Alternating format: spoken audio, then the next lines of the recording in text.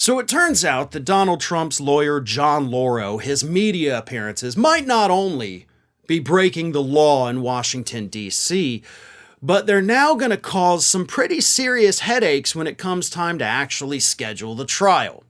Now, the trial schedule is not going to be set until the first official hearing, not the emergency hearing they had on Friday, but the first official hearing in front of Judge Sukin, which is going to come in about a week or two.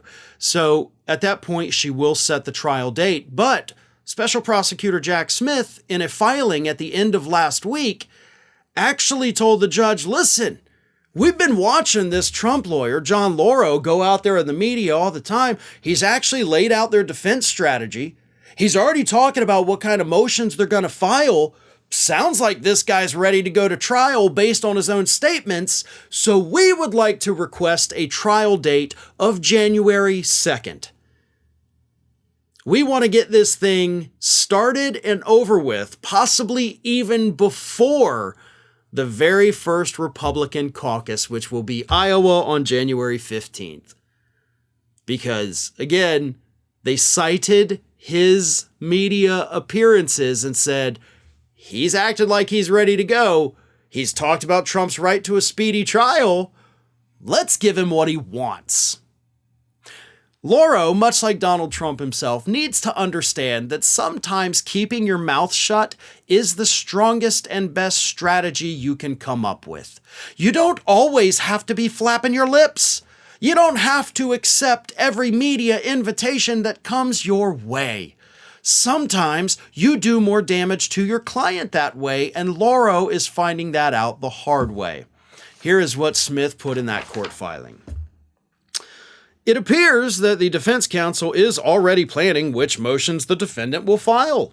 And then they added the footnote, which is a quote from Loro from CBS News on August 6th that says, we're going to be identifying and litigating a number of motions that we're going to file on First Amendment grounds or the fact that President Trump is immune as president from being prosecuted in this way. So sounds like you guys already know what you're going to do. Like, if you're already saying, like, we're going to do these motions, we're going to file the motions on these grounds, we're going to make these two specific arguments in court, we're good to go. Then let's go. I mean, honestly, at this point, like, why did Jack Smith even say January 2nd? He could have said, look, Judge, they're ready to go. I'm ready to go. Why wait till January 2nd? How about we do September 2nd? Hell, how about we start tomorrow? I'm ready. They seem ready. It's going to cut into his media appearances, but you know what? Let's get this right to speedy trial going here. We don't want to violate his constitutional rights. Again, I love this. I love every second of this because Jack Smith is good. By God, he is good at what he's doing. Quoting Trump's own lawyer's media appearances to prove that the defense has already laid out their case, they know what they're going to do, so we need to get this trial done quickly.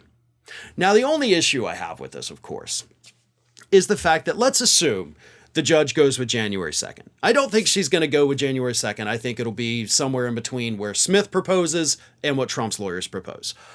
But let's assume for a second they get January 2nd. We get this whole thing wrapped up by Iowa, January 15th. Trump is convicted at that point under this scenario. Trump gets convicted before any primaries and caucuses begin. He is at that point officially a felon. That throws that Republican race for a loop. Trump doesn't win the contest if that happens. I firmly believe it's going to be very difficult to want to vote for a guy or even have a convention with him when he's in an orange jumpsuit behind bars. So you're actually doing Republicans a favor if you do it in early January. So might I suggest we wait and do the trial till after Super Tuesday, which is March 5th. So by then, Trump may already have the whole thing on lockdown. So, maybe start the trial March 6th, right? Let's make Republicans kind of dig their own grave on this. Let's have them reap what they sow. Convict him after it's too late to change course. That would be my strategy. Again, I'm a spiteful bastard, though, and Jack Smith is just trying to do his job. But if it were up to me, I'd wait and I'd make Republicans vote for the guy, then convict him, because that's going to make that entire party look pretty damn stupid. Hey everyone, this is Aspen. And did you know that for the low cost of $0 per day, you can subscribe to the Fair and Balanced YouTube channel?